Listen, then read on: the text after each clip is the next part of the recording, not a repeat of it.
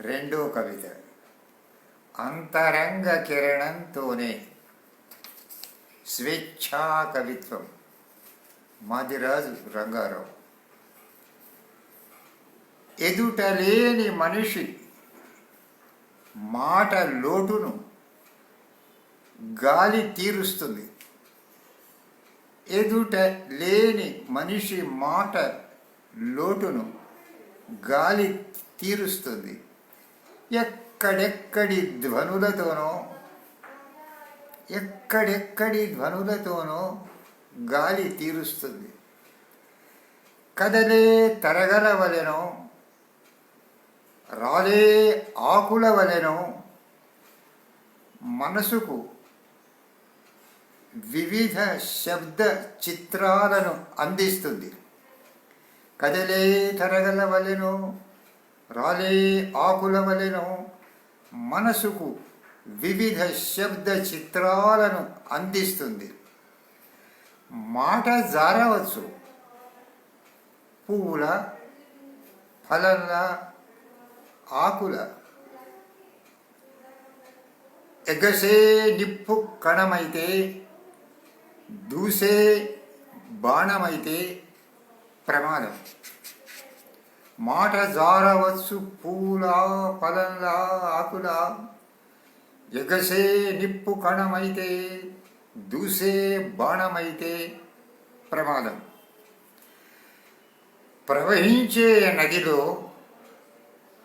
ప్రవహించే నదితో పాటు మనిషి నడక. జీవిత ఆశయం ఫలవంతమయ్యే మతితో.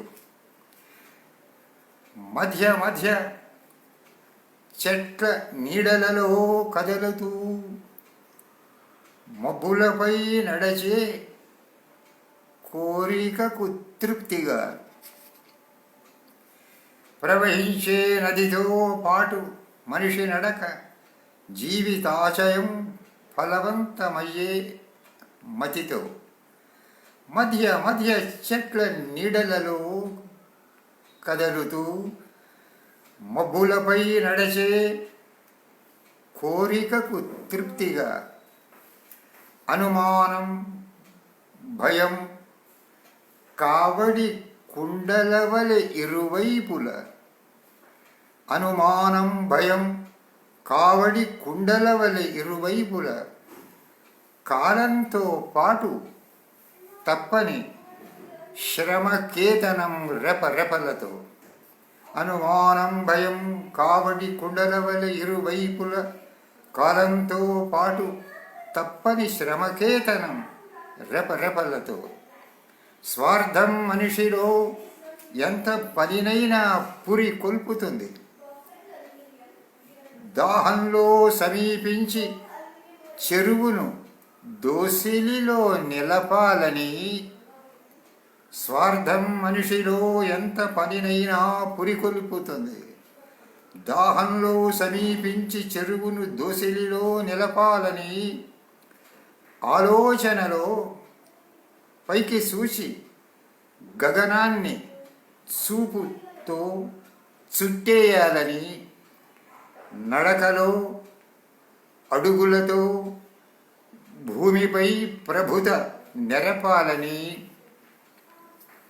ఆలోచనలో పైకి చూసి గగనాన్ని చూపుతో చుట్టేయాలని.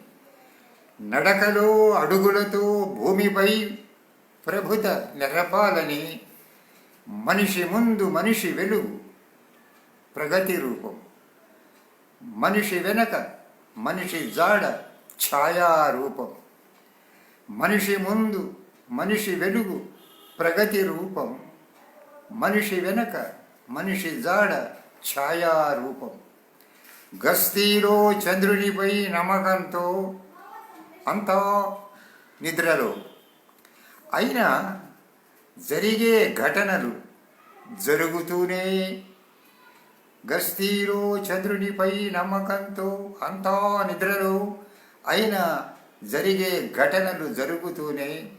దాగి ఉన్న నిజం ఎవరికీ తెలియదు పూర్తిగా. ఎవరు బయట పెట్టేదైనా అందరిది పాక్షికమే. దాగి ఉన్న నిజం ఎవరికీ తెలియదు పూర్తిగా.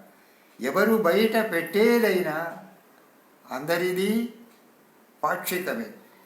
మెలకువలో లోపలి వెలుతురు నిలయానికి బయటి నుండి చీకటి తాళం వేయబడేను.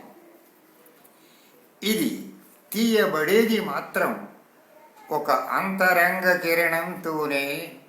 మెలకువలో లోపలి వెలుతురు నిలయానికి బయటి నుండి చీకటి తాళం వేయబడేను. ఇది తీయబడేది మాత్రం ఒక అంతరంగ కిరణంతోనే. ఒక అంతరంగ కిరణంతోనే. ఇది చిరంజీవి డాక్టర్ మాదిరాజు చరిత్ర ప్రేరణతో ఆవిష్కారాన్ని పొందింది. మాదిరాజు రంగారావు స్వేచ్ఛా కవిత్వంలో భాగం.